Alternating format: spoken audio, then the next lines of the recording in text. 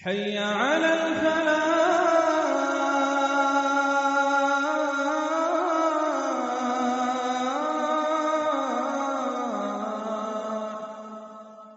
السلام عليكم ورحمة الله وبركاته. وعليكم السلام ورحمة الله وبركاته.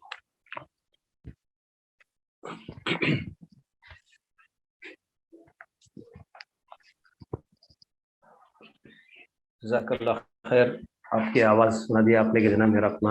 آواز میری اپنی آ رہی کہ نہیں آ رہی مجھے ٹیسٹ کرنے کی انشاءاللہ ضرورت نہیں پڑے گی. بہرحال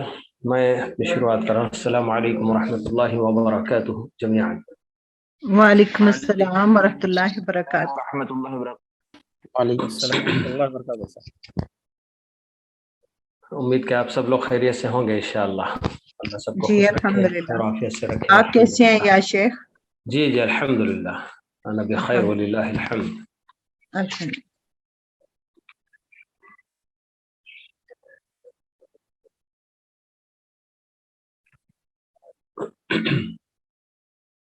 الحمدللہ والصلاة والسلام علی رسول اللہ وبعد.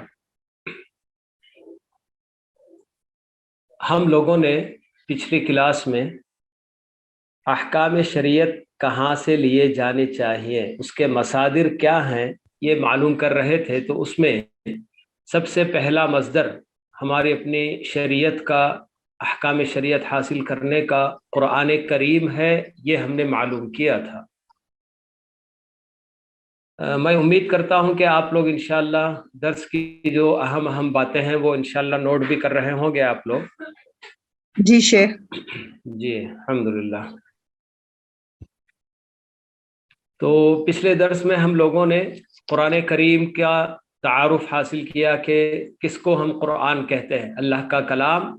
اللہ کا کلام تو ویسے بہت ہے. موسیٰ پر نازل ہونے والا بھی اللہ کا کلام، عیسیٰ پر بھی اللہ نے اپنا کلام نازل کیا. تو کلام اللہ تو بہت ہے. تو قرآن جس کو کہا جاتا ہے تو وہ صرف محمد صلی اللہ علیہ وسلم پر جو اتارا گیا، نازل کیا گیا وہ قرآن ہے. یہ ہم نے معلوم کیا. اور قرآن کی کچھ خصوصیات بھی ہم نے معلوم کی تھی کہ وہ تواتر کے ساتھ ہم تک منتقل ہوا ہے. اس کے بعد ہم لوگوں نے قرآن کے دلیل ہونے اور مصدر ہونے کے بارے میں ہم نے معلوم کیا تھا کہ مسلمان جو اللہ تعالیٰ پر ایمان رکھتے ہیں اور قرآن کو اللہ کا کلام مانتے ہیں، ان کے لیے تو کوئی مسئلہ نہیں ہے کہ وہ اللہ کا یہ کلام ہے سمجھ کر اللہ کے کلام میں آئی ہوئی ہر بات اس کو مانتے ہیں. جو احکام دیے جاتے ہیں ان کی پیروی کرنے کی وہ کوشش کرتے ہیں. لیکن ساتھ ہی ساتھ ہم نے یہ بھی معلوم کیا تھا کہ دوسرے اور لوگ کیسے اس کو اللہ کا کلام مانیں گے. تو اس کے لیے ہم نے قرآن کی جو سب سے اہم ترین صفت، بلکہ اللہ کے نبی صلی اللہ علیہ وسلم کو معجزہ کے طور پر جو چیز اللہ تعالیٰ نے عطا کی تھی تو وہ یہی قرآن کریم ہے. اسی لیے اس کو معجزہ کہا جاتا ہے. ہر نبی کو جیسے اللہ تعالیٰ نے اپنے اپنے وقت میں جس نبی کو بھی بھیجا تو کوئی نہ کوئی ایسی چیز جس پر کہ انسانوں کو قدرت حاصل نہ ہو، ایک عاجز کر دینے والی چیز ان کے سامنے اللہ تعالیٰ ہر نبی کے ہاتھوں ان کے سامنے ظاہر کرتے تھے اور وہ ایک چیز معجزہ کہلاتی تھی. جیسے موسیٰ علیہ السلام معروف ہیں، جانتے ہیں سب کہ اللہ تعالیٰ نے ان کو لاٹھی کے اندر معجزہ دیا ہوا تھا کہ جب بھی وہ لاٹھی پھینکتے ہیں تو وہ سانپ کی شکل اختیار کر جاتا، یا دوسرے اور بھی بہت سارے کام اس کے ذریعے وہ لیا کرتے تھے. اور اپنے گریبان میں ہاتھ ڈال کر باہر نکالتے تو وہ بالکل روشن ہو جاتا تھا. ایسے سب معجزات اللہ تعالیٰ نے ان کو عطا کیے تھے کیونکہ وہ زمانہ جادوگری میں بہت مشہور زمانہ ہو چکا تھا. بڑے بڑے جادوگروں نے مقابلہ کیا لیکن سب عاجز آگے موسیٰ علیہ السلام کی اس لاٹھی کے سامنے. تو اس طرح سے اللہ کے نبی محمد صلی اللہ علیہ وسلم کو اللہ تعالیٰ نے جو معجزہ عطا کیا تھا وہ یہی قرآن ہے. تو اس قرآن کا معجزہ ہونا یعنی کہ دنیا کی ساری طاقتیں مل کر بھی قرآن جیسا ایک کلام پیش کرنے سے عاجز آ جانا یہی اس بات کی دلیل ہے کہ یہ واقعی اللہ کا کلام ہے۔ تو جب اللہ کا کلام ہے ثابت ہو جاتا ہے تو پھر اس کے بعد اس میں آئی ہوئی باتوں کو بھی ماننا ضروری ہو جاتا ہے۔ تو اب آئیے ہم لوگ آج کے درس میں دوسرا مصدر، ہمارے اپنے احکام شریعت حاصل کرنے کا دوسرا مصدر کیا ہے یہ ہم معلوم کرنے جا رہے ہیں۔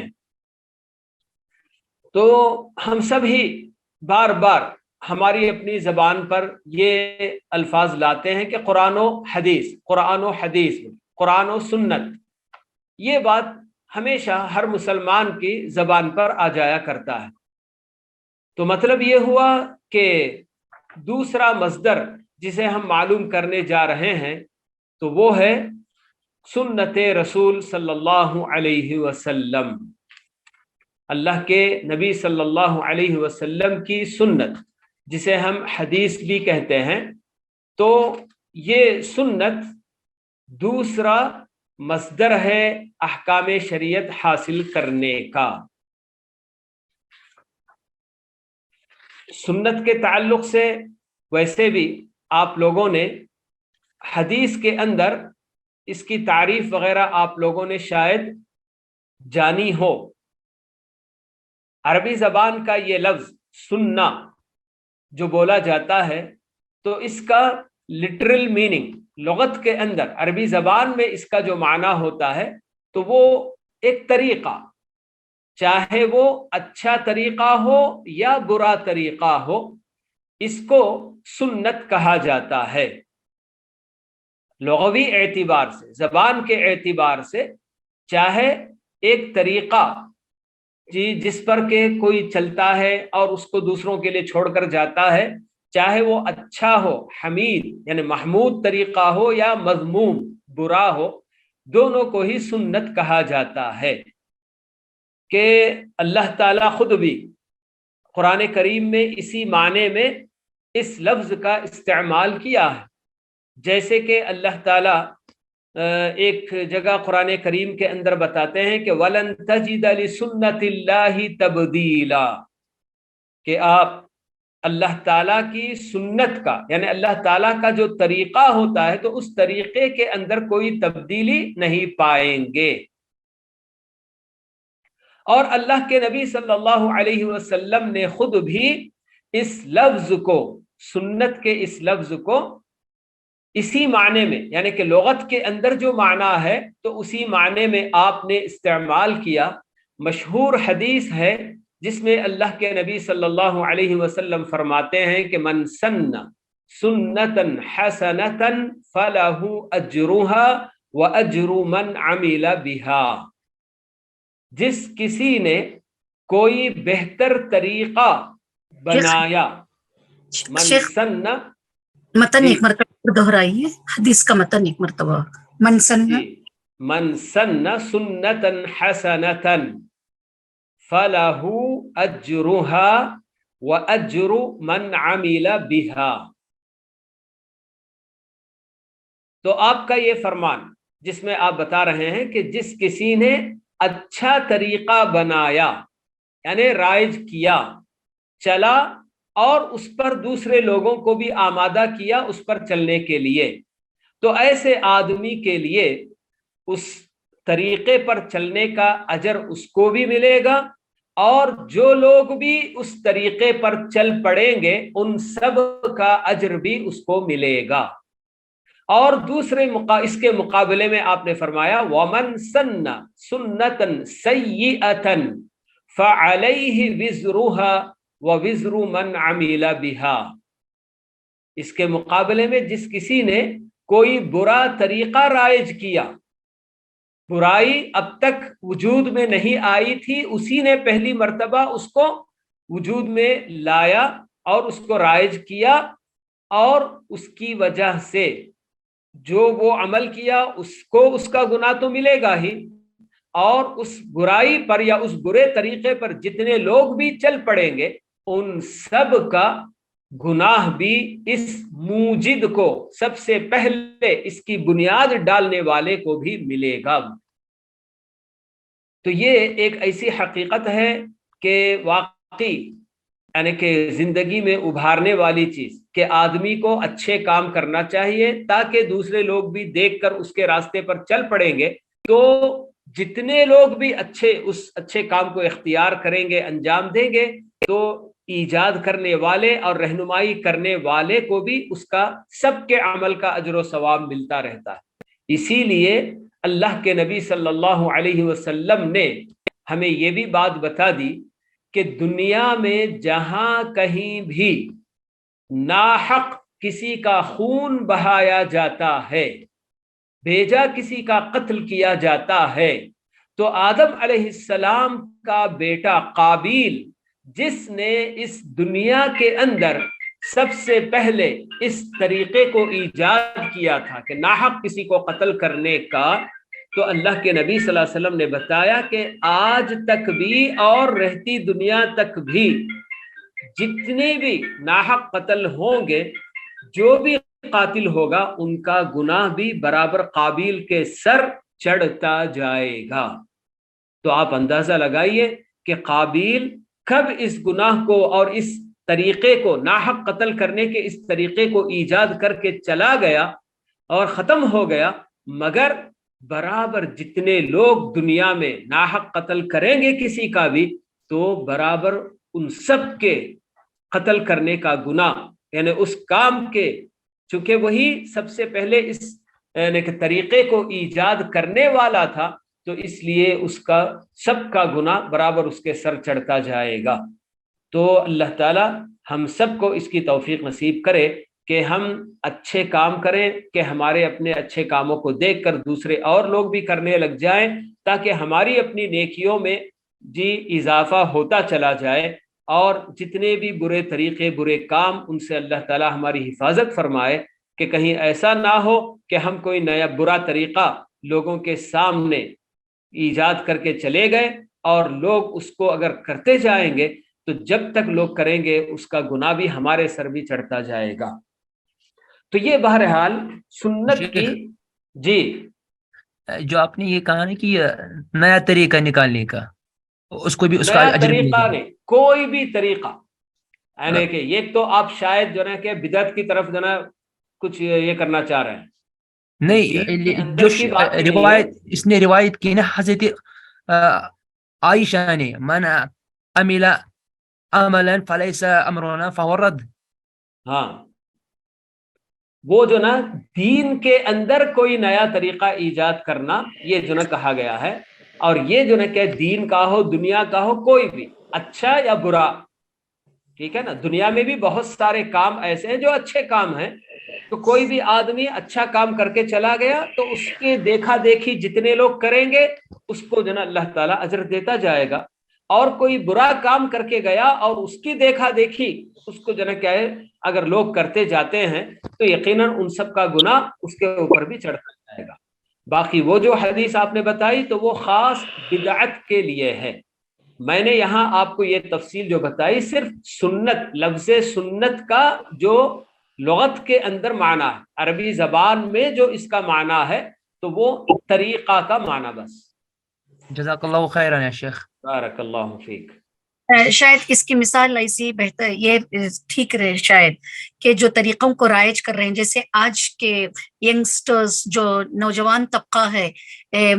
جو گیملر کی دنیا میں، یا پھر جو ہے یہ فلم اسٹار کے ان لوگوں کو دیکھ کر کے جو ہے طریقوں کو اپنا لیتے ہیں، تو جو ایجاد کرتے ہیں تو ان کو بھی اس کا ہی گناہ ملے گا جتنے لوگ اس کو فالو کرتے ہیں۔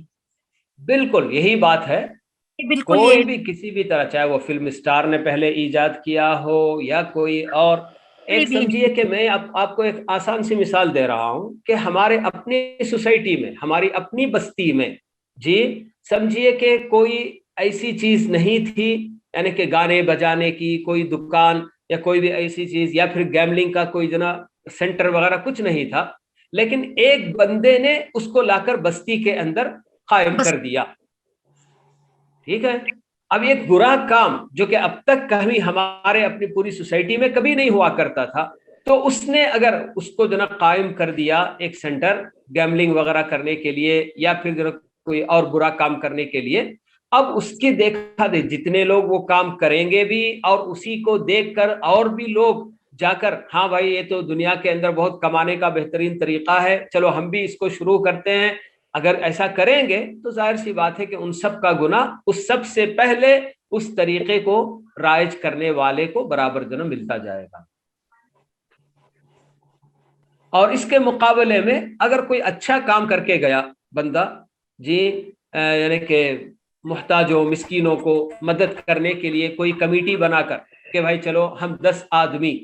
मिलकर कुछ माहाना पैसे जमा करते हैं और जो भी जमा होगा जिसकी भी जरूरत होगी हम उसकी जरूरत पूरी करते हैं। छोटे से एक जो ना क्या है, एक गली में समझिए कि उस मोहल्ले में रहने वाले 10 लोग मिलकर ये काम कर दिए। अब बाजू की गली वाले, तीसरी गली वाले, चौथी गली वाले, उनको पता चला अरे फुला गली में ऐसा काम हुआ है और गली में जो भी जरूरतमंद होता है उसको मदद करते हैं 10 लोग मिलकर, चलो हमारी अपनी गली में भी हम ऐसे ही 10 लोग मिलकर जो ना ऐसा एक काम करते हैं। तो इस तरह से जो ना क्या, जो अच्छा काम एक नया तरीका ईजाद करके जाएंगे तो उसके लिए इंशाअल्लाह उसका अजर व सवाब बराबर जो ना, जिसने पहले वो तरीके की बुनियाद डाली उसको तो उस पर अमल करने का अजर मिलेगा, और उसके साथ साथ जितने और लोग उस पर अमल करेंगे अच्छे काम पर, उसका भी इंशाअल्लाह उनको अजर मिलता जाएगा इंशाअल्लाह। अब आगे हम मालूम करने जा रहे हैं सुन्नत की इस्तिलाही तारीफ, यानी कि हम जब सुन्नत कहते हैं जिसको कि एक मस्दर शरई, अहकाम शरीयत का मस्दर, जहां से हम अहकाम शरीयत ले सकते हैं, तो इस माने में सुन्नत किसको बोला जाएगा। तो जैसे आप लोगों ने शायद हदीस की तारीफ में ये बात पढ़ी होगी कि अल्लाह के नबी सल्लल्लाहु अलैहि वसल्लम से सादिर होने वाला कोई कौल या फ़िल या तकरीर, इसको कहा जाता है। तकरीर से मुराद यहाँ पर जो खुतबा देते हैं, जो स्पीच देते हैं, वो मुराद नहीं है तकरीर करना जो कहा जाता है, बल्कि इसकी वजाहत मैं अभी थोड़ी देर में कर रहा हूँ। अल्लाह के नबी सल्लल्लाहु अलैहि वसल्लम से सादिर होने वाला कौल, कोई भी बात जो अल्लाह के नबी सल्लल्लाहु अलैहि वसल्लम ने बताई है जी। जैसे बहुत सारी बातें अल्लाह के नबी सल्लल्लाहु अलैहि वसल्लम की हैं, ला ज़रर वला ज़िरार, अल्लाह के नबी सल्लल्लाहु अलैहि वसल्लम ने बताया कि ना किसी को नुकसान पहुंचाना है, ना किसी कोई नुकसान उठाएगा, ना नुकसान पहुंचाएगा ना नुकसान उठाएगा। ला ज़रर वला ज़िरार जी, ला ज़रर वला ज़िरार, हाँ जी। इसी तरह से अल्लाह के नबी सल्लल्लाहु अलैहि वसल्लम और भी बहुत सारे खम्सु सलावातिन फिल यौमि वल लैला, किसी ने आकर पूछा क्या हमको करना है इस्लाम लाने के बाद, तो आपने फरमाया कि हाँ, खम्सु सलावातिन फिल यौमि वल लैला, दिन और रात में 5 वक्त की नमाजें पढ़नी हैं। या फिर मशहूर हदीस बुनियल इस्लामु अला खम्स, आपने बताया। और इसी तरह से इन्नमल आमालु बिन्नियात, ये सब अल्लाह के नबी सल्लल्लाहु अलैहि वसल्लम से सादिर होने वाले अक़वाल हैं। और इसी तरह से अल्लाह के नबी सल्लल्लाहु अलैहि वसल्लम से सादिर होने वाले अफ़आल, यानी काम जो आप यानी कि कहने की बजाय करके दिखाया, प्रैक्टिस जो आपने की, प्रैक्टिकल तौर पर आपने जो बताया, तो वो भी सुन्नत में दाखिल है। जैसे आपने नमाज पढ़ के दिखाई कि नमाज कैसे पढ़ी जाती है, तमाम हैअतों के साथ, अरकान के साथ, कि एक रकात में कितनी जो ना रुकू होंगे, कितने सजदे होंगे, कैसे बैठा जाता है, क्या इत्मीनान होता है, ये सारी चीजें आपने करके दिखाई। और इसी तरह से हज के ताल्लुक से भी आपने कहाँ कहाँ जाकर कब रुकना है, कितनी देर रुकना है, कब निकलना है, सब कुछ आपने प्रैक्टिकल तौर पर करके दिखाया था। और इसके अलावा भी बहुत सारे काम आपने करके दिखाए हैं। तो ये सब काम जो आपसे सादिर हुए, आपसे सरजद हुए, تو یہ بھی سنت کے اندر داخل ہے۔ اور تیسری چیز جس کو ہم تقریر ابھی ہم نے کہا تھا کہ اللہ کے نبی صلی اللہ علیہ وسلم سے صادر ہونے والا قول یا فعل یا پھر آپ نے جس کسی کو بھی برقرار رکھا ہو ان کے اپنے کام پر، کس کو، ظاہر سی بات ہے کہ اللہ کے نبی صلی اللہ علیہ وسلم کے زمانے میں آپ کے ساتھ رہنے والے صحابہ اور صحابیات تھے، تو مطلب یہ ہے کہ آپ کے سامنے کسی صحابی نے کچھ کام کیا ہو یا کوئی بات کی ہو اور اسے سن کر یا دیکھ کر اللہ کے نبی صلی اللہ علیہ وسلم نے خاموشی اختیار کی ہو، سکوت اختیار کیا ہو یا اس کی تعریف کی ہو، تو اس کو کہا جاتا ہے تقریر رسول، یعنی کہ آپ کے سامنے کچھ کہا جائے یا کیا جائے، اسے دیکھ کر یا سن کر آپ نے خاموشی اور سکوت اختیار کیا ہو یا اس کی تعریف بھی کی ہو۔ تو یہ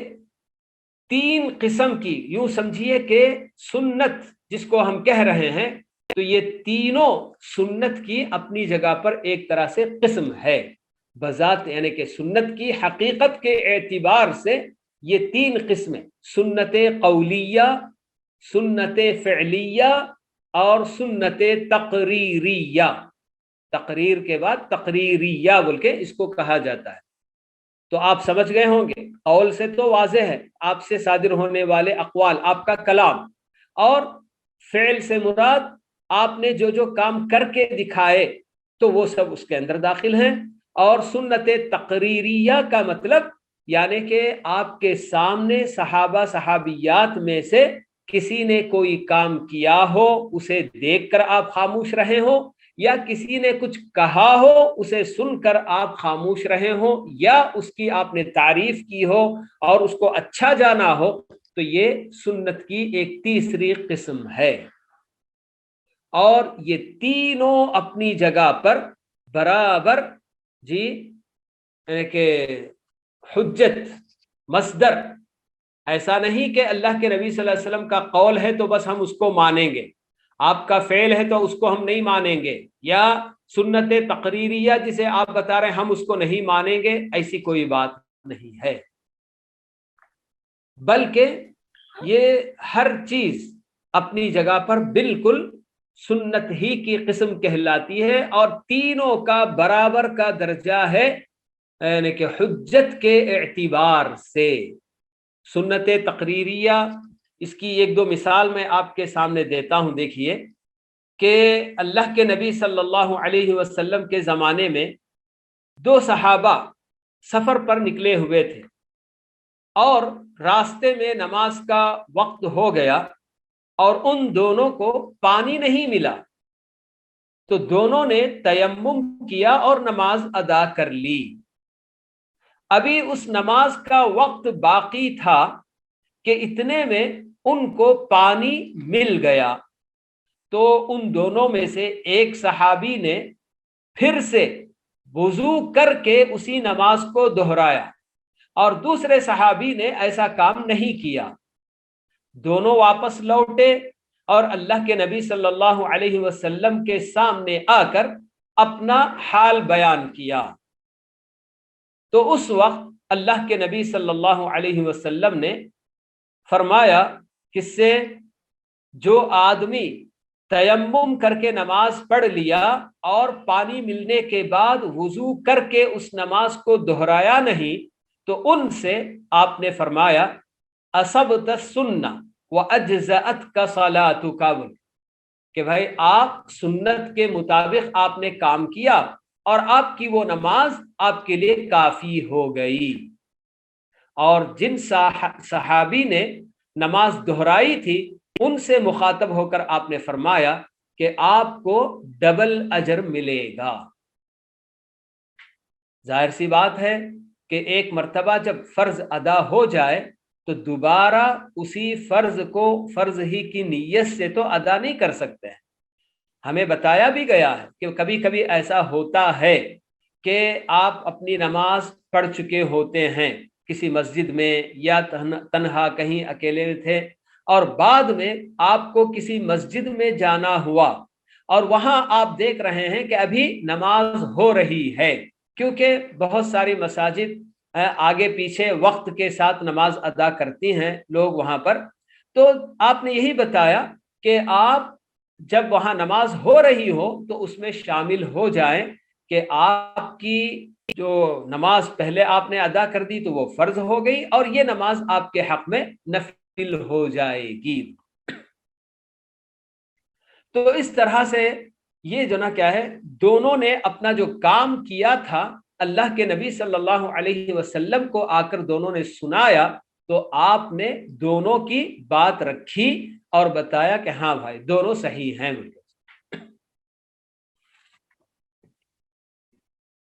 جی تو اب ہمارے سامنے بات واضح ہو گئی کہ سنت جب ہم یہاں پر کہتے ہیں تو جس کے اندر قول، فعل اور تقریر تینوں چیزیں، سنت قولیہ، سنت فعلیہ اور سنت تقریریہ، یہ تینوں سنتیں یہاں پر ہمارے سامنے آ رہی ہیں۔ یہ گویا سمجھیے کہ سنت کی یعنی کہ حقیقت کے اعتبار سے تین قسمیں ہیں۔ یہاں آپ لوگوں نے ہو سکتا ہے کہ حدیث کی تعریف میں کچھ اور باتیں بھی آپ نے سنی ہوں گی کہ اللہ کے نبی صلی اللہ علیہ وسلم کے اخلاق یا پھر آپ کی خلقی کچھ صفات وغیرہ، یعنی آپ کا حلیہ وغیرہ جو بتایا جاتا ہے تو وہ بھی سب حدیث کے اندر تو آتی ہیں، مگر ہاں جی خلقی اور خلقی یہ جو نا جو صفات آپ کی ہیں اور آپ صلی تو اللہ علیہ ان وسلم کو کی بھی شمائل حدیث میں ضرور شامل۔ جی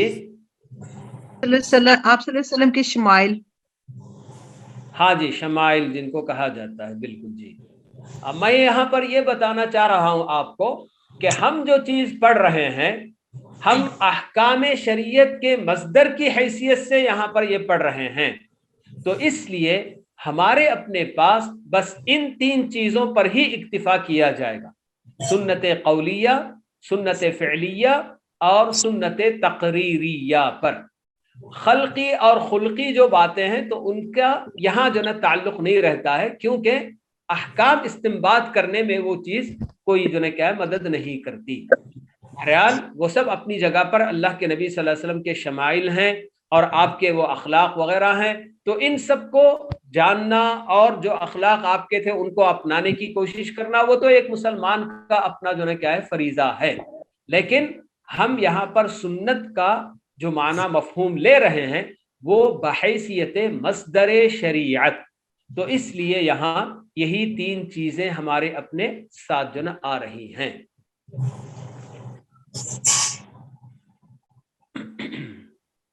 تو اب یہ جو سنت رسول صلی اللہ علیہ وسلم، اچھا یہاں ایک اور چیز بھی آپ کو میں بتا دوں کہ سنت ہمارے اپنے پاس ہم نے ابھی یہ معنی اس کا معلوم کیا ہے، لیکن فقہائے کرام کے نزدیک سنت احکام شریعت کا ایک جو نا کیا ہے ایک قسم ہے۔ احکام شریعت جو ہم معلوم کر چکے ہیں اس سے پہلے، فرض یا واجب یا مندوب یا مستحب اور مباح، مکروہ، حرام وغیرہ، تو یہ جو مندوب یا مستحب جس کو کہا جاتا ہے اسی معنی میں سنت کا بھی استعمال کرتے ہیں فقہائے کرام۔ سنت کا مطلب یعنی کہ وہ فرض سے کم درجے کی چیز جس کا کرنا ضروری نہیں ہوتا مکلف پر، بلکہ کرنے پر اجر ملے گا اور نہ کرنے پر اس کو کوئی گناہ نہیں ہوگا، تو یہ سنت جس کو ہم کہتے ہیں تو یہ ایک جو نا دوسرے معنی میں وہاں استعمال کرتے ہیں وہ لوگ، یعنی حکم کی حیثیت سے مندوب یا مستحب کے معنی میں سنت استعمال کرتے ہیں۔ اچھا یہاں ایک اور چیز میں آپ کو یہ بھی بتا دوں کہ سنت کا یہ معنی زیادہ تر لوگوں کے ذہنوں میں ہوتا ہے، جو فقہاء کرام بتاتے ہیں، یعنی کہ جس کے کرنے پر آدمی کو اجر ملے گا اور نہ کرنے کی صورت میں کوئی گناہ نہیں ہوگا، جو لیتے ہیں، اس معنی کو ہی لوگ زیادہ تر اپنے ذہن میں رکھتے ہیں۔ اسی وجہ سے کچھ وہ کام جو اللہ کے نبی، ابھی ہم نے سنت کا معنی، لغوی معنی ہم نے معلوم کیا طریقہ کے معنی میں، ٹھیک ہے، ایک تو وہ ہوا، اور دوسرا ہم نے یہ معنی معلوم کیا جو اصطلاح کے اندر، یعنی اللہ کے نبی صلی اللہ علیہ وسلم سے صادر ہونے والا قول، فعل یا تقریر، اور تیسرا معنی ہم نے فقہا کی اصطلاح میں معلوم کیا جو کہ مندوب یا مستحب کے معنی میں ہے۔ تو یہاں پر کچھ لوگ کنفیوژن کر لیتے ہیں کہ ایسے کچھ کام کہ جن کام کا حکم کے اعتبار سے دیکھا جائے تو وہ فرض اور واجب ہوتا ہے، مگر چونکہ نام اس کو سنت کا دے دیتے ہیں تو سمجھتے ہیں کہ ہاں یہ ایسا کام ہے کہ جس کے کرنے پر اجر ملتا ہے اور نہ کرنے پر کوئی گناہ نہیں ملتا۔ جیسے عام طور پر جی کہا جاتا ہے کہ داڑھی رکھنا سنت ہے، تو سنت کا وہاں کی جو معنی لوگ جو بولتے ہیں سنت رسول، تو کیا مطلب ہے اس کا؟ یعنی کہ آپ کا طریقہ، یہ جو لغوی معنی میں سنت یہاں استعمال کرتے ہیں، لیکن حکم کے اعتبار سے داڑھی رکھنے کا کیا حکم ہے کہ وہ فرض ہے۔ ایک مرد اگر ہے تو اس مرد کے اوپر داڑھی رکھنا فرض ہے، مومن پر، لیکن لوگ اس کے اندر سنت کا نام دے کر یہ کہنے لگتے ہیں ارے داڑھی رکھنا سنت ہی تو ہے، کوئی رکھ لیا تو اس کا کام یعنی کہ اجر ملے گا، اور نہ رکھنے کی صورت میں کوئی گناہ نہیں ہوگا، ہلکا اس کو جو نا لے لیا کرتے ہیں۔ تو یہ بہت بڑی غلطی ہے، ایسی بات نہیں ہے۔ تو سنت کے یہ الگ الگ جو ڈیفینیشنز ہیں، اس کو ذرا ذہن میں رکھنا چاہیے کہ کہاں کس معنی میں کیا جو نا لوگ استعمال کرتے ہیں۔ اچھا، اب میں آگے بڑھ رہا ہوں یہ بتانے کے لیے کہ سنت ہمارے لیے حجت ہے کہ حجت نہیں ہے، مصدر اس کو ہم تسلیم کریں گے کہ نہیں کریں گے۔ حجیت سنت، سارے مسلمانوں کا اس بات پر اتفاق پایا جاتا ہے کہ اللہ کے نبی صلی اللہ علیہ وسلم سے جو قول صادر ہوا ہو یا کوئی فعل صادر ہوا ہو یا آپ نے کسی کو کسی کام پر یا بات پر برقرار رکھا ہو، اور ساتھ ہی ساتھ آپ کے اس قول یا فعل یا اس تقریر میں شریعت بتانا مقصود ہو، شریعت ہی کے بتاتے ہوئے آپ نے کوئی بات بتائی ہو یا کوئی کام عملی طور پر کر کے دکھایا ہو، یا کسی صحابی یا صحابیہ کو کچھ کرتے کہتے سن کر دیکھ کر خاموش رہے ہو، اور مقصود وہاں پر شریعت بتانا رہا ہو اور اس میں آپ کی پیروی کرنا رہا ہو، تو ایسی سنت ہمارے لیے حجت ہے، مصدر ہے، اس پر سب کا اتفاق ہے۔ عفواً شیخ دوبارہ تھوڑا سا ہاں جی میں بتا رہا ہوں، ہاں میں آپ کو بتایا ہوں ابھی کہ سنت یعنی کہ یہاں اللہ کے نبی صلی اللہ علیہ وسلم کا قول یا فعل یا تقریر، یہ تین باتیں تو ہیں، ٹھیک ہے۔ اب جو چیز میں ایڈ کر رہا ہوں وہ کیا ہے کہ آپ نے یہ جو قول کہا ہو یا فعل کر کے دکھایا ہو یا کسی اور کو آپ نے دیکھ کر سن کر خاموشی اختیار کی ہو، اس کے پیچھے مقصد آپ کا کیا ہونا تھا؟ شریعت بتانا۔ شریعت بتانے کے غرض سے آپ نے جو کہا ہو، جو کیا ہو، اور جسے دیکھ کر سن کر خاموشی اختیار کی ہو، یہی ہمارے نزدیک سننے کے مصدر ہے، اور اس کی پیروی کرنا ہی ہمارے اوپر لازم ہے۔ آگے میں آپ کو بات بتاؤں گا کہ بسا اوقات اللہ کے نبی صلی اللہ علیہ وسلم سے کچھ ایسی باتیں ہوتی یا ایسا کام ہوتا ہے کہ جس میں شریعت بتانے کے لیے آپ نے وہ نہیں کیا، بلکہ بحیثیت انسان کی جیسی ضرورتیں ہوتی ہیں تو ویسے آپ جیسے کہ سو گئے، نیند آنے پر سو جانا، بھوک لگنے پر کھانا، پیاس لگنے پر پانی پینا، تو یہ ایسے کام ہیں کہ اسے آپ ایک انسان کی حیثیت سے انجام دیتے ہیں، نبی ہونے کی وجہ سے کرتے بول کے نہیں۔ تو اس لیے ان دونوں میں فرق کرنے کے لیے اہل علم یہ بات بتاتے ہیں کہ اللہ کے نبی صلی اللہ علیہ وسلم کا قول یا فعل یا تقریر آپ بحیثیت نبی آپ نے وہ کیا ہو یا کہا ہو۔ شیخ السلام علیکم، کیا اس بات میں یہ چیز داخل ہے جیسے کہ آپ نے بولا کہ آپ صلی اللہ علیہ وسلم نے بحیثیت بشر کچھ چیزیں کی ہیں، جیسے کہ ایک حبشہ کے کچھ غلام آئے ہوئے تھے،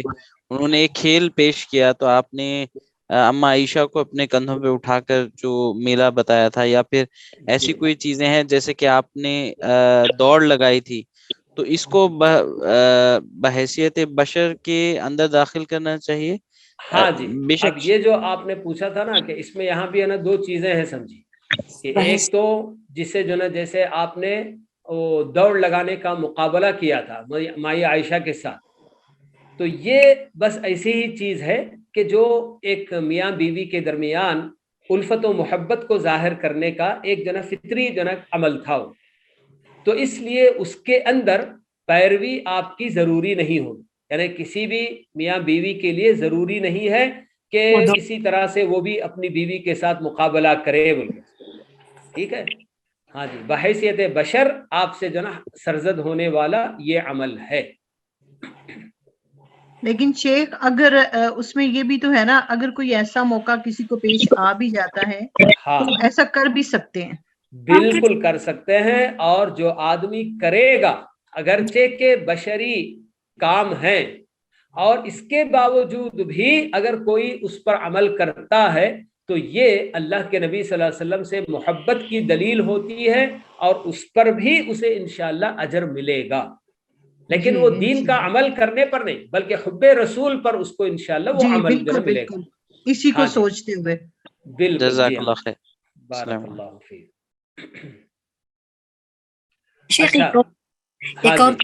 کہ نبی کریم صلی اللہ علیہ وسلم جب مکہ سے مدینہ ہجرت کر کے گئے تو اس وقت جو وہاں کے کچھ انصار کسان جو ہے ان لوگوں نے بتایا کہ ہم لوگ کھجور کو اس طرح کرتے ہیں جس سے پیداوار بڑھتی ہے، تو آپ صلی اللہ علیہ وسلم بولتے ہیں کہ مت کرو، تو اس طرح تو میں اصل میں جناب تھوڑا سا اب اس کو یہ کرنے کے لیے، ورنہ میں آگے بتانے ہی والا ہوں ساری باتیں، جس کے اندر میں نے ایک چھوٹا سا ٹاپک آپ لوگوں کو دیا کہ اللہ کے نبی صلی اللہ علیہ وسلم کی ہر سنت پر عمل کرنا ضروری ہے کیا، تو اس میں انشاءاللہ یہ ساری چیزیں دو تین باتیں ہیں جو انشاءاللہ میں تفصیل سے وہاں بتاؤں گا انشاءاللہ۔ بشری تقاضا تھا، ہاں جی، ہاں جی، بشری تقاضا نہیں بلکہ وہ ایک جو ہے تجربے کی بات ہے، اس کو کہا جاتا ہے تجربہ کی طرح۔ ہم بتاتے ہیں نا کہ دنیاوی معاملات میں اگر میں کچھ یہ کر دوں عام انسان۔ ہاں جی، ہاں جی، ہاں جی۔ اچھا، تو یہاں میں نے آپ لوگوں کے سامنے ایک بات یہ بتائی کہ آپ کے قول یا فعل یا تقریر کے پیچھے شریعت بتانا مقصود رہا ہو، اور اسی کے ساتھ ساتھ ایک جو اہم چیز ہے وہ کیا ہے کہ آپ کی وہ بات یا آپ کا وہ فعل یا آپ کی وہ تقریر ہم تک صحیح سند کے ساتھ منتقل ہوئی ہو، تو تبھی وہ ہمارے لیے حجت ہے۔ یہ سب چیزیں آپ لوگ حدیث کے درس کے اندر پڑھ ہی رہے ہوں گے کہ حدیث کی قبولیت کے لیے سند بہت اہم چیز ہوتی ہے، پورا ڈیپینڈ سند ہی پر ہوتا ہے کہ اس کو روایت کرنے والے لوگ کیسے ہیں، ائمہ، حفاظ، متقنین، جی ایسے لوگ ہیں یا پھر ایسے لوگ کہ جن پر بھروسہ نہیں کیا جا سکتا۔ تو اسی لیے یہ جو سنت ہمارے لیے حجت ہے تو اس کے لیے یہ دو چیزیں ضروری ہیں، ایک تو آپ سے بحیثیت نبی یعنی شریعت بتانے کے ارادے سے آپ نے وہ بات کہی ہو یا وہ کام کر کے دکھایا ہو یا وہ تقریر آپ کی رہی ہو، اور دوسری شرط حجت ہونے کے لیے، سنت رسول، حدیث رسول کی حجت ہونے کے لیے کہ وہ حدیث، وہ سنت ہم تک بالکل صحیح سند کے ساتھ منتقل ہوئی ہو۔ تو ایسی صورت میں سارے مسلمان یہی کہتے ہیں کہ جو حدیث اللہ کے نبی صلی اللہ علیہ وسلم سے صحیح سند کے ساتھ ہم تک پہنچی اور اس کے پیچھے مقصد بھی شریعت بتانا ہی رہا ہو، تو پھر وہ ہمارے لیے بحیثیت شریعت کے مصدر بالکل اس کو ماننا لازم ہے۔ تو اس کا مطلب یہی ہوگا کہ اس طرح کی حدیثوں سے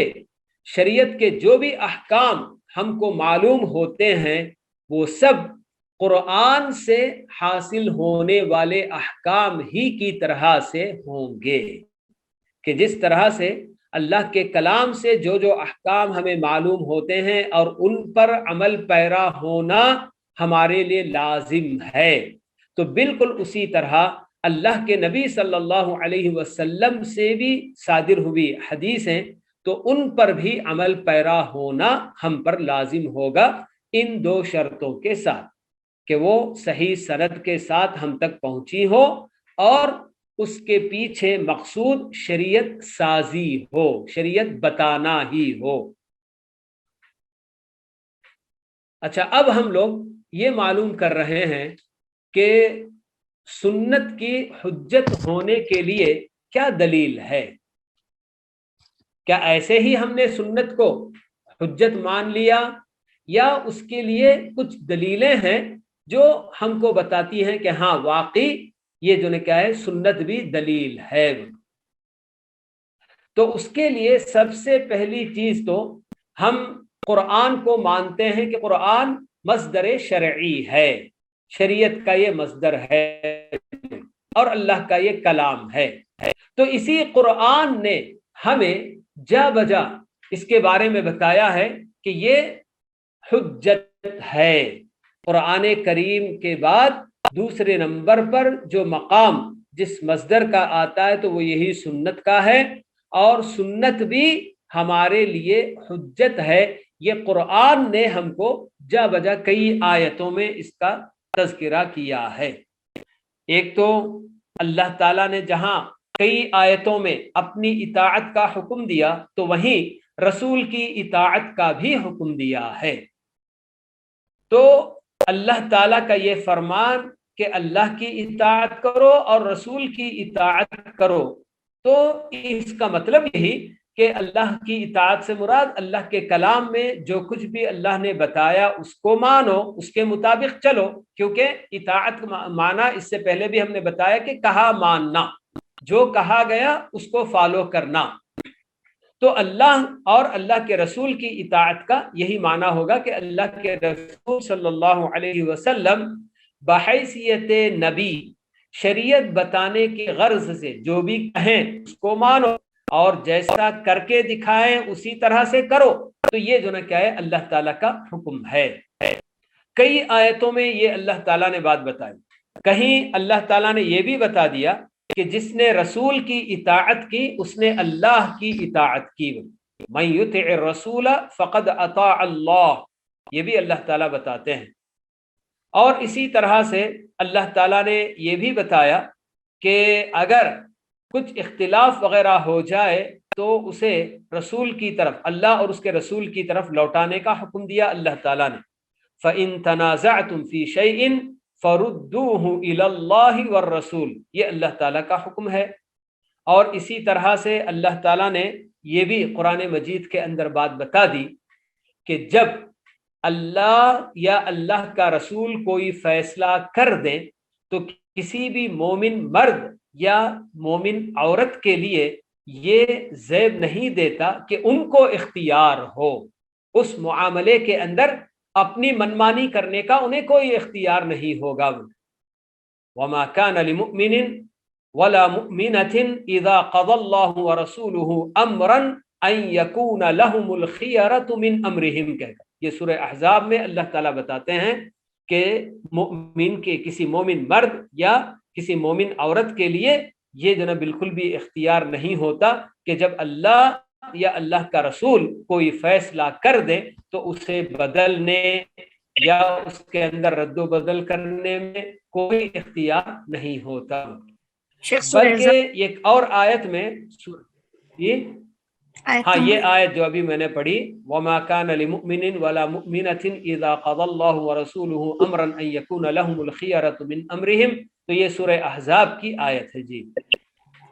اور اسی طرح سے سورہ نساء کے اندر بھی اللہ تعالیٰ یہ بتاتے ہیں کہ فَلَا وَرَبِّكَ لَا يُؤْمِنُونَ حَتَّى يُحَكِّمُوكَ فِي مَا شَجَرَ بَيْنَهُمْ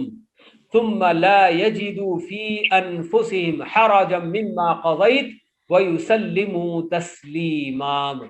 یہاں تو بہت بڑی بات اللہ تعالیٰ نے بتا دی. قسم کھا کر اللہ تعالیٰ بتاتے ہیں کہ تمہارے رب کی قسم یہ مومن نہیں ہوں گے، یعنی ایمان کی نفی کرتا ہے اللہ تعالیٰ ان لوگوں سے جو اللہ کے رسول کی بات کو نہیں ماننا چاہتے ہیں، تسلیم نہیں کرنا چاہتے. اللہ تعالیٰ بتاتے ہیں کہ یہ لوگ مومن نہیں ہوں گے یہاں تک کہ یہ آپ کو اپنے جو بھی جھگڑے وغیرہ ہوتے ہیں اس کے اندر آپ کو حکم نہیں بنائیں گے، یعنی آپ کا فیصلہ نہیں لیں گے، تو اس وقت تک یہ مومن نہیں ہوں گے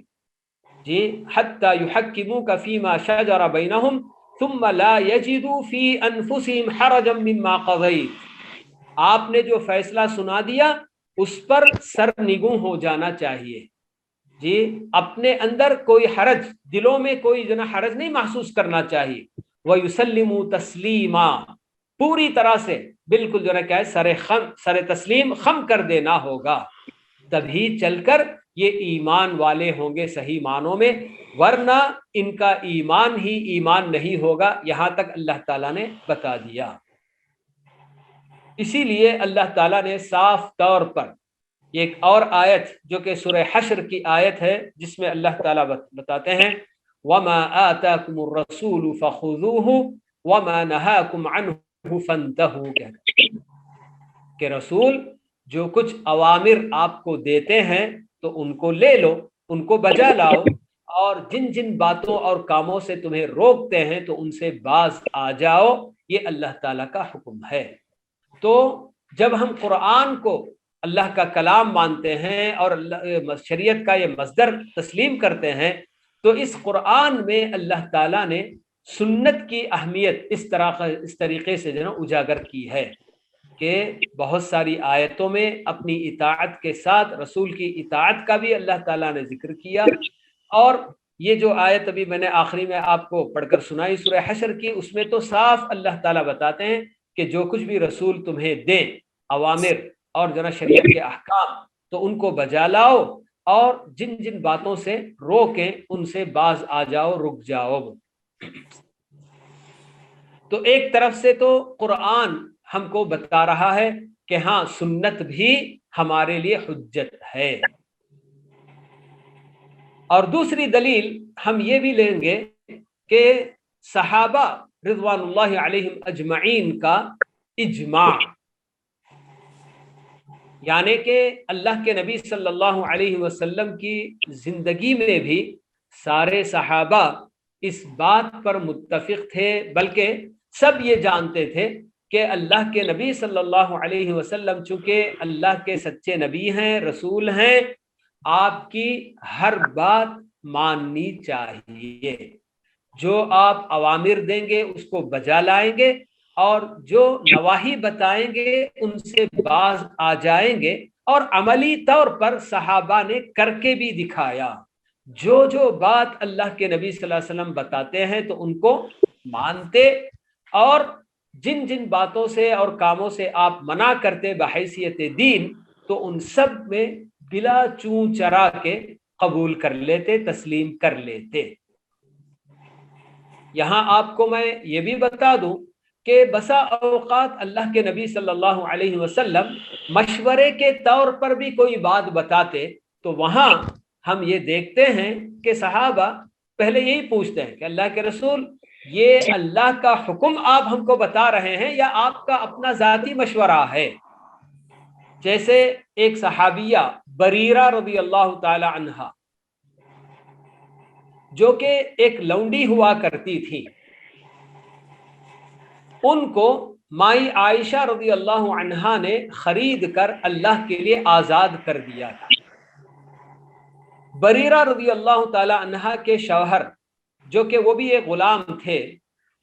تو شریعت اسلامیہ آزادی کے بعد عورت کو اختیار دیتی ہے کہ وہ چاہیں تو اپنے اسی شوہر کے ساتھ جو غلام ہے رہنا چاہیں رہ لے، یا پھر چونکہ عورت آزاد ہو گئی اور اس کا مقام اور مرتبہ بڑھ گیا اور شوہر ابھی غلام ہی ہے، تو ایسی صورت میں عورت چاہے تو اس سے جدائی اختیار بھی کر سکتی ہے۔ تو یہی معاملہ بریرہ رضی اللہ تعالی عنہا کے ساتھ جب پیش آیا اور وہ آزاد ہو گئی، اور ان کے شوہر مغیث ان کا نام تھا، ذرا کالے کلوٹے بھی تھے وہ، تو اپنی بیوی سے بہت محبت کرتے تھے اور وہ یہ نہیں چاہتے تھے کہ بیوی ان کو چھوڑ جائیں۔ ابن عباس رضی اللہ تعالیٰ عنہ بیان کرتے ہیں کہ مدینے کی گلیوں میں مجھے یاد ہے کہ میں دیکھا کرتا تھا مغیث کو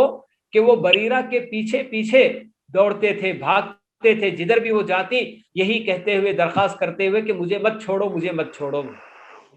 تو ایسے میں اللہ کے نبی صلی اللہ علیہ وسلم خود ان کو مشورہ دیتے ہیں کہ تم جو ہے کیا ہے مغیث کو اپنا لو۔ تو بریرہ یہی سوال کرتی ہیں، اللہ کے نبی یہ آپ کا بحیثیت نبی حکم ہے کہ آپ اگر حکم دے رہے ہیں تو پھر اس کو جو ہے کہ میں مان لوں، یا پھر آپ کہیں یہ مشورہ تو نہیں دے رہے ہیں؟ تو اللہ کے نبی صلی اللہ علیہ وسلم بتاتے ہیں کہ نہیں نہیں، یہ میرا بس ذاتی مشورہ ہے، چاہے تو تم قبول کرو نہ کرو۔ تو بریرہ کہتی کہ نہیں، مجھے مغیث کے ساتھ رہنا نہیں ہے۔ لیکن بحیثیت نبی دین کے طور پر جو کچھ بھی بات اللہ کے نبی صلی اللہ علیہ وسلم بتاتے صحابہ کو، تو سب کے سب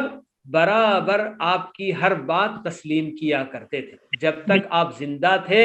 تو کہیں کسی صحابی کے تعلق سے ہم ایک بھی واقعہ ایسا نہیں جو نا سنتے ہیں، دیکھتے ہیں، پڑھتے ہیں کہ انہوں نے اللہ کے نبی صلی اللہ علیہ وسلم کے کسی حکم کی خلاف ورزی کی ہو، اوامر بجا لانے میں یا نواہی سے اجتناب کرنے میں۔ اور آپ کی وفات کے بعد بھی صحابہ نے کبھی یہ نہیں سمجھا یا یہ نہیں سوچا کہ اللہ کے نبی کی اطاعت بس آپ کی زندگی تک ہی محدود ہے،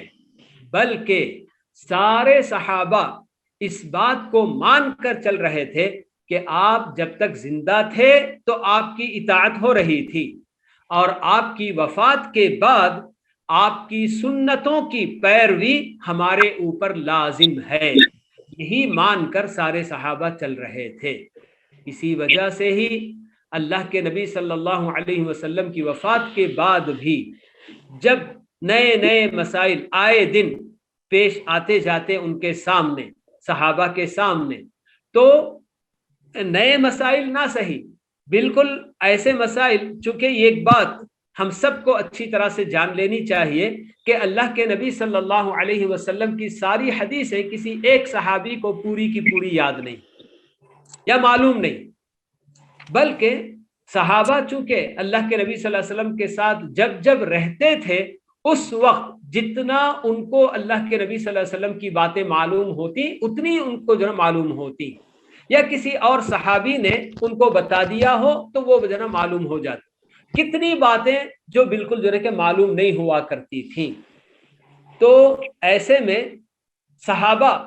جب بھی کوئی بھی بات ہوتی اور ان کے پاس شریعت کا حکم انہیں نہیں معلوم ہوتا اس مسئلے کے بارے میں، چاہے نیا مسئلہ ہو یا پرانا مسئلہ، تو وہ لوگ سب سے پہلے قرآن مجید میں تلاش کرتے، ابو بکر کی بات ہو یا عمر کی بات ہو، یہی بتایا گیا کہ یہ لوگ سب سے پہلے قرآن کریم میں حکم تلاش کرنے کی کوشش کرتے، اس میں مل گیا فوراً اسی کے مطابق عمل کرتے، اگر نہیں ملتا تو پھر اللہ کے نبی صلی اللہ علیہ وسلم کی سنت میں تلاش کرنے کی کوشش کرتے، جتنا ان کو معلوم ہوتا۔ مجھے جو باتیں اللہ کے نبی کی معلوم ہیں کہیں اسی میں اس قضیے کا، اس مسئلے کا حل تو نہیں ہے۔ جب نہیں ملتا تو دوسرے اور صحابہ سے جا کر پوچھتے، ہاں بھائی کسی کے پاس اس مسئلے کا کوئی علم ہے کیا؟ اللہ کے نبی صلی اللہ علیہ وسلم نے کچھ بات بتائی یا کوئی عمل آپ نے کر کے دکھایا ہو جس کو کسی نے دیکھا ہو بتائیں تو ہم اس کو جو نا اپنائیں گے. جس کسی کے پاس اس طرح کی کوئی بات ہوتی اور وہ بتا دیتے تو پھر اس پر اس کے مطابق جو نا عمل ہو جاتا. تو یہ صحابہ کرام کا اجماع تھا کہ اللہ کے نبی صلی اللہ علیہ وسلم کی اطاعت صرف آپ کی زندگی تک محدود نہیں بلکہ آپ کی وفات کے بعد بھی آپ کی سنتوں کو فالو کرنا اور اس کے مطابق شرعی احکام بتانا اور اس پر سب عمل کرنا، یہ سب ہر مسلمان کا فریضہ ہے. وہ یہ سب مان کر چل رہے تھے. تو وہی ساری باتیں ہم مسلمان بھی اپنائیں گے اور قیامت تک آنے والے مسلمانوں کا بھی یہی عقیدہ ہونا چاہیے کہ ہاں اللہ کے نبی صلی اللہ علیہ وسلم کی وہ ساری سنتیں جو صحیح سند کے ساتھ ہم تک پہنچی ہیں اور جن کے پیچھے شریعت بتانا ہی مقصد تھا، تو وہ سب ہمارے لیے حجت ہیں اور ہم ان سے احکام شریعت لیں گے. اچھا، اس کے بعد ایک اور عقلی دلیل بھی ہم کو یہاں پر ملتی ہے سنت کو حجت ماننے کے لیے. وہ کیا دلیل ہے؟ ہم سب اچھی طرح سے جانتے ہیں کہ اللہ تعالیٰ نے قرآن مجید کے اندر دین کے بہت سارے احکام تو دیے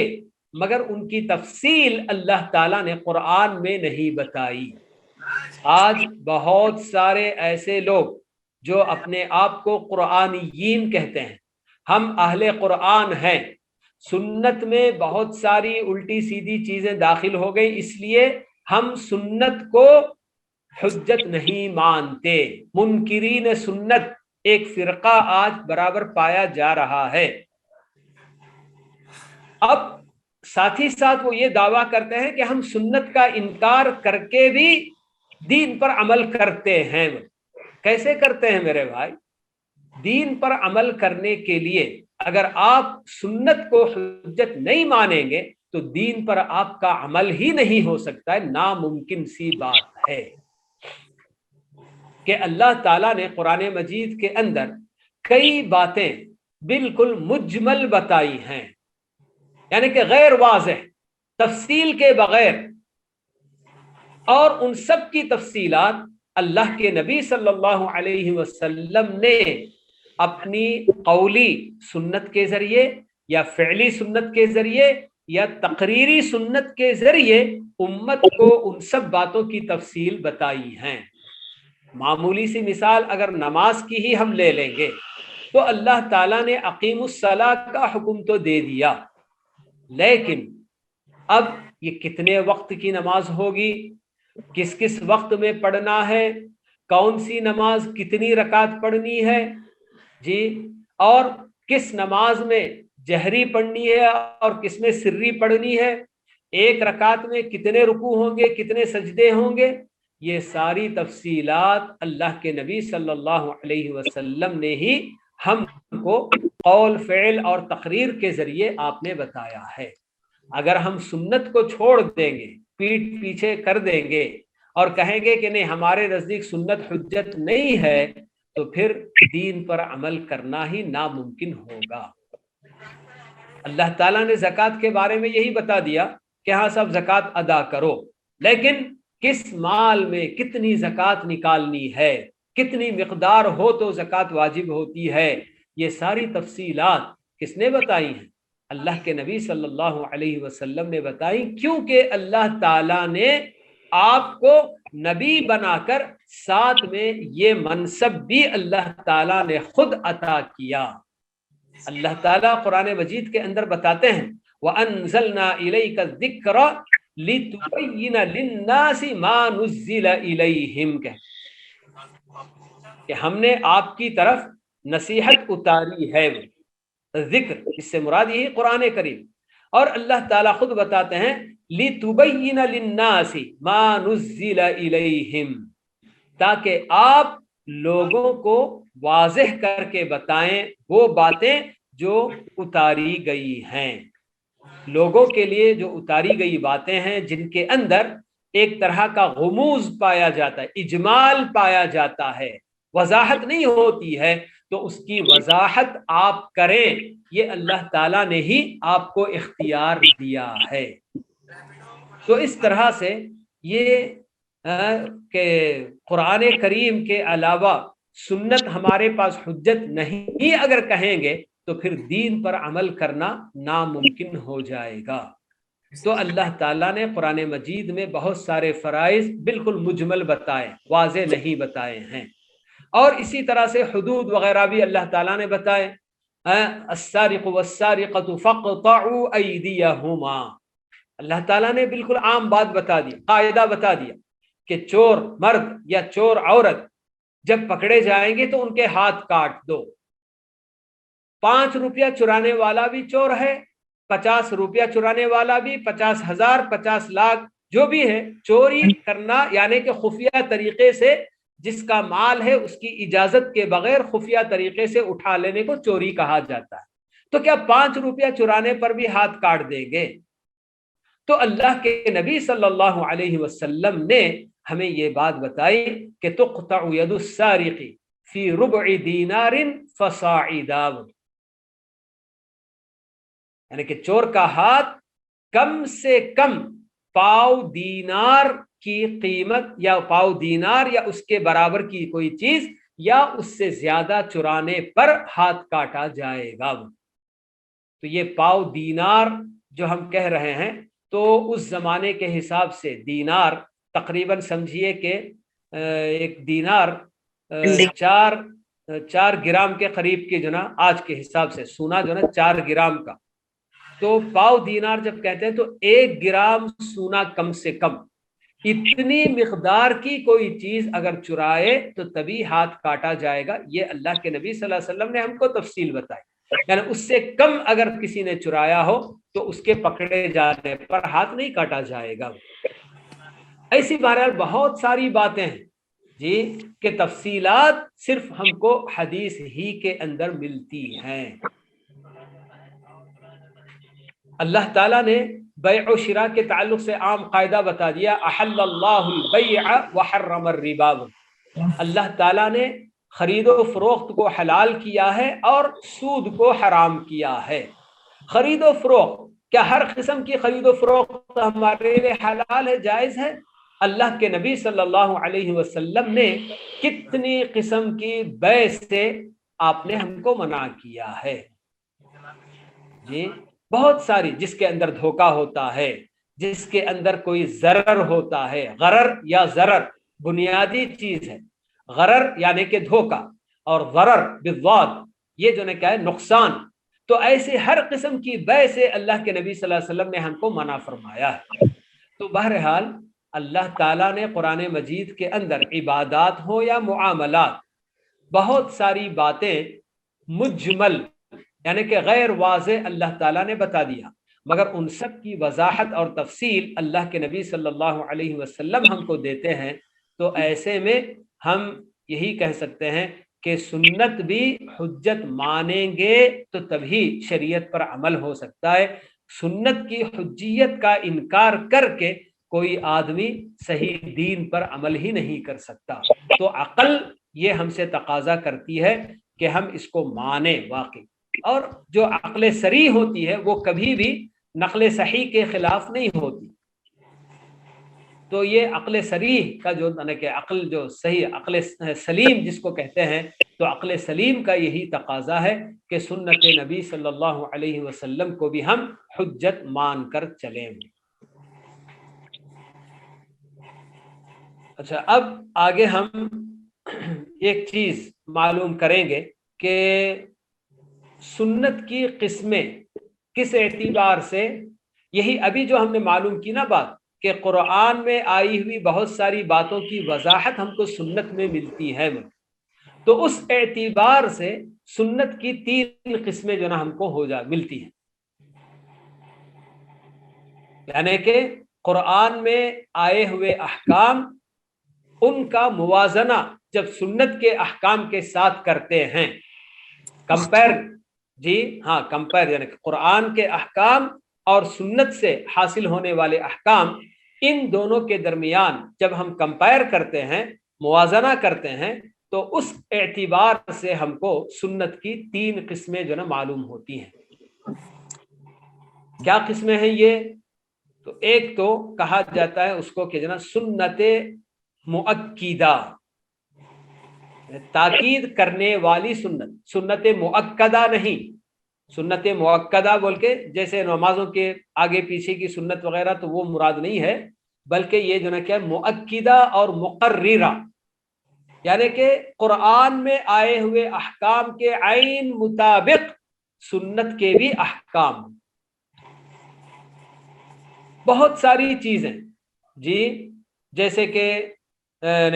قرآن کریم میں اور جو نا کیا ہے سنت کے اندر آئے ہوئے جو احکام ہیں، تو ان کے اندر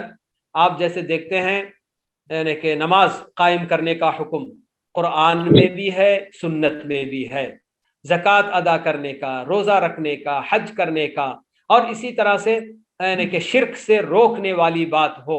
یا پھر جھوٹی گواہی، یا ماں باپ کی نافرمانی، یا پھر ناحق کسی کو قتل کرنا، ایسے کتنے امور اور کتنی باتیں ہیں کہ قرآن میں بھی وہ بتائی گئی ہیں اور سنت میں بھی ہو بہو ویسی ہی باتیں بتائی گئی ہیں۔ تو جو سنت قرآن کے احکام کے برابر آئی ہوئی ہے تو ایسی سنت کو ہی سنت مؤکدہ، یعنی کہ قرآن میں آئے ہوئے احکام کی مزید تاکید کرنے والی سنت۔ گویا کہ اس طرح کی باتوں میں قرآن کی بھی دلیل ملتی ہے اور سنت کی بھی دلیل ملتی ہے، یہ ہم جو نا کہیں گے۔ اور دوسری قسم ہوگی سنت کی سنت مفسرہ، مفصلہ یا مفسرہ، لیکن قرآن کے اندر جو باتیں غیر واضح بیان کی گئی ہیں، مجمل بیان کی گئی ہیں، تو ان کی تفصیل بیان کرنے والی سنت اور ان کی وضاحت کرنے والی سنتیں۔ تو بہت ساری چیزیں ابھی ہم نے جیسے مثالیں معلوم کی تھی کہ کتنی ایسی باتیں ہیں جن کو قرآن میں مجمل بیان کیا گیا ہے، تو ان کی وضاحت اور ان کی تفسیر سنت میں ہم کو ملتی ہے۔ تو ایسی سنتیں کیا کہلائیں گی؟ سنت مفصلہ یا مفسرہ۔ یہ 2 قسمیں ہوئی، اور تیسری قسم جو ہم معلوم کرنے جا رہے ہیں تو یہ ایسی سنت جو قرآن میں اس کے بارے میں سکوت اختیار کیا گیا ہے۔ گویا یہ ایسے احکام ہیں جو صرف سنت سے ہم کو معلوم ہوتے ہیں، قرآن میں ان کا کوئی تذکرہ نہیں ہے۔ تو ایسی سنت جو نیا حکم بتانے والی، جو کہ قرآن میں نہیں ہے، تو ایسے حکم اس کو بھی جو ہے کیا ہے سنت ہی کہا جائے گا، اور اس سنت کو بھی ماننا ہمارے لیے لازم ہے، کیونکہ اللہ تعالیٰ نے ہم کو بتایا کہ وَمَا يَنطِقُ عَنِ الْهَوَىٰ إِنْ هُوَ إِلَّا وَحْيٌ يُوحَىٰ، کہ اللہ کے نبی صلی اللہ علیہ وسلم شریعت بتاتے ہوئے جو بھی کہتے ہیں تو وہ آپ اپنی جانب سے نہیں کہتے، بلکہ وہ اللہ تعالیٰ کی بات ہم کو بتاتے ہیں۔ شیخ اس میں کوئی اس قسم کو کوئی مطلب نام دیا ہے؟ اس کو جو نا کہا جاتا ہے، بس اس کو ہے نا سنت منشیہ بول کے، منشیہ عربی زبان میں یعنی کہ فاؤنڈیشن دینے والی بول کے سنت، ایسا حکم جو کہ قرآن میں نہیں ہے اسے ثابت کرنے والی سنت بول کے۔ شیخ ایگزامپل؟ ہاں جی، ابھی دیتے ہیں، بالکل ایگزامپل آپ جانا چاہتے ہیں تو جیسے اللہ تعالیٰ نے قرآن مجید کے اندر ایک مرد کن عورتوں سے نکاح نہیں کر سکتا، اس کی تفصیل سورہ نساء کے اندر اللہ تعالیٰ نے بتائی، حرمت علیکم امہاتکم و بناتکم و اخواتکم کہہ کر یہ اس آیت کے اندر کئی عورتوں کا اللہ تعالیٰ نے ذکر کیا ہے، اور آخر میں اللہ تعالیٰ نے یہ تو بتا دیا وَأَن تَجْمَعُوا بَيْنَ الْأُخْتَيْنِ، کہ 2 سگی بہنوں کو بیک وقت کوئی آدمی اپنے نکاح میں نہیں رکھ سکتا۔ تو اللہ کے نبی صلی اللہ علیہ وسلم ہم کو یہ بتا رہے ہیں کہ ایک آدمی کسی عورت اور اس کی پھوپھی یا اس کی خالہ کو بھی ایک ساتھ نکاح میں نہیں رکھ سکتا. تو ایک عورت اور اس کی پھوپھی یا ایک عورت اور اس کی خالہ، ان دونوں کو ایک ساتھ نکاح میں اپنے نہیں رکھ سکتا. تو یہ ایک نیا حکم ہے جو اللہ کے نبی صلی اللہ علیہ وسلم نے ہم کو بتایا. اور اسی طرح سے اللہ کے نبی صلی اللہ علیہ وسلم ہم کو بتاتے ہیں کہ جتنے بھی کوچلی والے جانور، درندے، کل ذی ناب من السباع وکل ذی مخلب من الطیر، پرندوں میں جو پنجے رکھنے والے پرندے، خونخوار پرندے اور خونخوار جانور جن کی کوچلی ہوتی ہے، سامنے کے دانت جو نکیلے دانت، بسا اوقات آپ لوگ دیکھیں گے کہ یہ شیر، چیتا،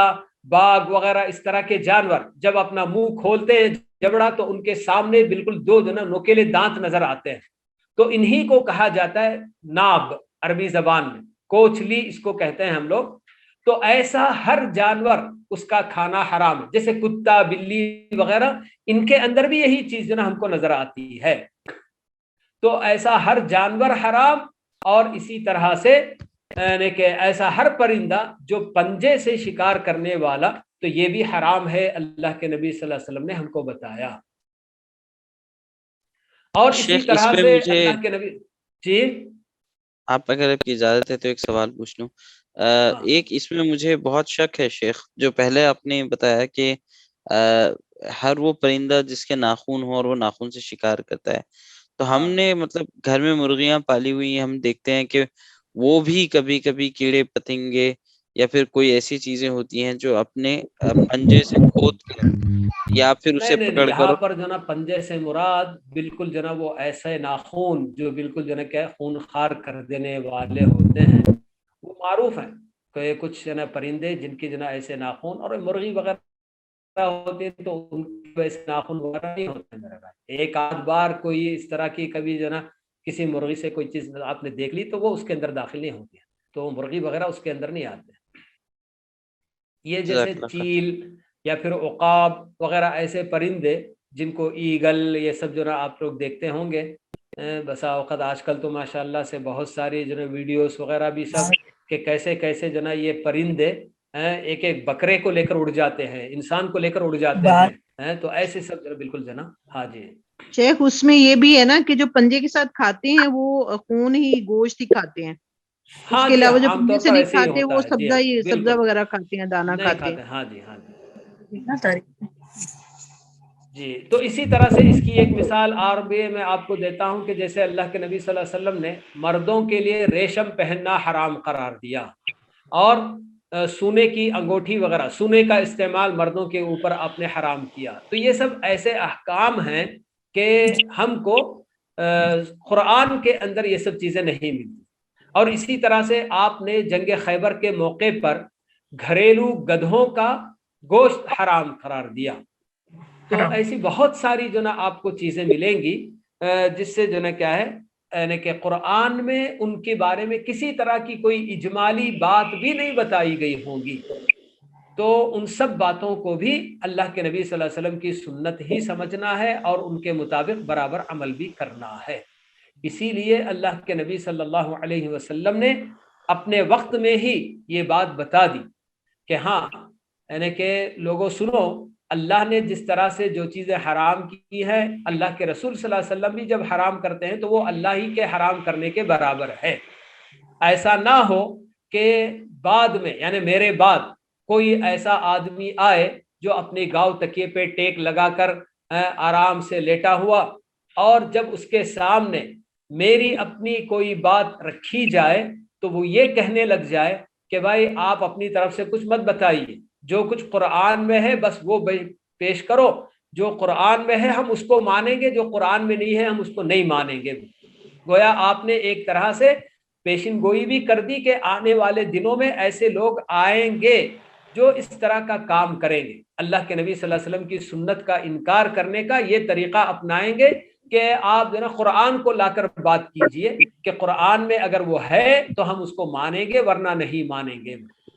تو بات ایسی نہیں ہے. اللہ کے نبی صلی اللہ علیہ وسلم کی یہ سنت ہے، چاہے وہ قرآن کے حکم کی تاکید کرنے والی اور اسی کے برابر مطابق بتانے والی باتیں ہوں، یا قرآن کی اجمالی باتوں کی تفصیل کرنے والی سنتیں ہوں، یا پھر قرآن میں جو احکام آئے ہی نہیں ہیں ان کو اثر نو بتانے والی سنتیں ہوں، تو ہر طرح کی سنت جب وہ صحیح سند کے ساتھ ہم تک پہنچ جائے اور شریعت کا وہ حصہ ہو تو ان کو ماننا ایک ایک مسلمان کے اوپر بالکل ضروری ہوتا ہے۔ باقی میں جناب کو باتیں نہیں بتاؤں گا جو یعنی کہ سنت متواترہ اور یا اخبار احاد وغیرہ کے تعلق سے۔ آج میں اپنی آخری بات بس یہ بتانا چاہوں گا کہ میں نے آپ لوگوں سے وعدہ کیا کہ ابھی یعنی کہ اللہ کے نبی صلی اللہ علیہ وسلم کی سنتیں یعنی آپ کے اقوال اور افعال میں سے کون سی چیز شریعت کا حصہ نہیں بنتی، یعنی کہ کس میں آپ کی پیروی ہمارے اوپر لازم نہیں ہے۔ تو اس میں سب سے پہلی چیز یہی کہ بحیثیت بشر آپ سے جو بھی کام سرزد ہوئے، کہیں بیٹھنا، کہیں سے اٹھ جانا، چلنا، سونا، کھانا، پینا، تو ایسے کام یہ سب جو کیا ہیں شریعت میں یعنی کہ شریعت کا حصہ نہیں۔ ایک تو وہ باتیں ہیں کہ جن کو آپ نے شریعت کے طور پر ہم کو بتایا کہ کھاتے ہوئے کیسے کھانا چاہیے، داہنے ہاتھ سے کھانا چاہیے، بسم اللہ بول کر کھانا چاہیے، شریعت سکھاتے ہوئے آپ نے جو باتیں بتائیں وہ تو شریعت کا حصہ ہے، لیکن آپ کا خود وہ کھانا اور یہ کرنا یہ جو کیا ہے شریعت کا حصہ جو نہیں۔ نیند آ گئی تو آپ سو گئے، تو ایسی صورت میں آپ کا وہ سونا شریعت کا حصہ نہیں ہے۔ تو بحیثیت انسان، بحیثیت بشر آپ سے جو بھی کام ہوئے ہیں تو وہ کام ہمارے لیے واجب الاتباع نہیں ہے۔ اور دوسری چیز جو کام آپ سے بطور تجربہ دنیاوی معاملات میں بطور تجربہ آپ سے جو بھی باتیں ہوئی ہیں یا جو بھی کام ہوئے ہیں تو ان کاموں میں بھی آپ کی پیروی ضروری نہیں ہوتی۔ جیسے کوئی بہن بتا رہی تھی کہ اللہ کے نبی صلی اللہ علیہ وسلم جب مدینہ تشریف لائے ہجرت کر کے مکہ سے، وہاں آپ نے انصار صحابہ جو کہ کھیتی باڑی کرنے والے زراعت پیشہ لوگ تھے، وہ ان کو معلوم ہے کہ وہ کس طرح سے زراعت کی جاتی ہے کیا ہے، اور مکے سے آنے والے جو بھی صحابہ وہ لوگ زراعت سے کوئی تعلق ہی نہیں رکھتے تھے، وہ لوگ تو تجارت پیشہ تھے، بس ان کو تجارت کرنا آتا تھا۔ اللہ کے نبی صلی اللہ علیہ وسلم جب مدینہ پہنچے اور وہاں آپ نے انصار صحابہ کو تشقیق یعنی کہ وہ عمل تلقیح کا عمل جو کرتے ہوئے آپ نے دیکھا۔ تلقیح کا مطلب کیا ہوتا ہے؟ جیسے اللہ تعالیٰ نے خود قرآن میں یہ بات بتائی ہے کہ ہر چیز کا جوڑا اللہ نے بنایا ہے، میل اور فیمیل، تو بالکل اسی طرح سے پودوں کے اندر بھی، درختوں کے اندر بھی اللہ تعالیٰ نے یہ چیز بنا رکھی ہے، اور جب ان دونوں کا ملاپ ہو صحیح معنوں میں پھل وغیرہ بہتر انداز میں جو ہوتا ہے۔ اب یہ کبھی اللہ تعالیٰ قدرتی طور پر کرا دیتے ہیں اور کبھی لوگوں کو معلوم ہوتا ہے کہ درختوں میں سے کون سا درخت میل ہے اور کون سا فیمیل ہے، تجربہ رکھنے والے جانتے ہیں تو وہ خود جو کیا یہ عمل کراتے بھی ہیں۔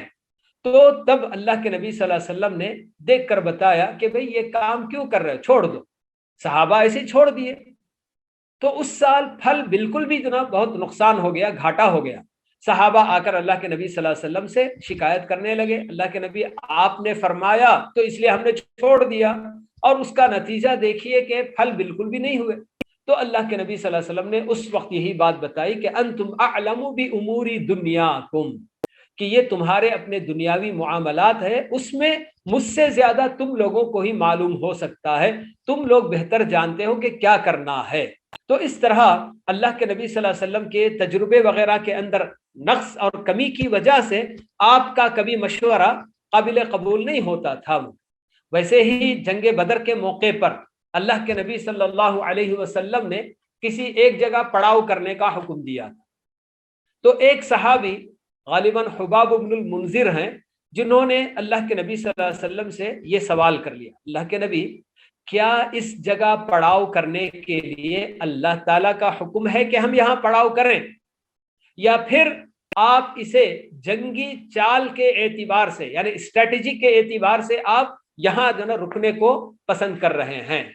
تو اللہ کے نبی صلی اللہ علیہ وسلم نے فرمایا کہ نہیں، یہ اللہ کا حکم نہیں ہے، بلکہ میرا اپنا خیال ہے کہ یہاں ہم کو پڑاؤ کر لینا چاہیے. تو پھر وہ صحابی مشورہ دیتے کہ نہیں اللہ کے رسول، یہ ہمارے پڑاؤ کی جگہ نہیں ہو سکتی، ہمیں اور آگے جانا ہے،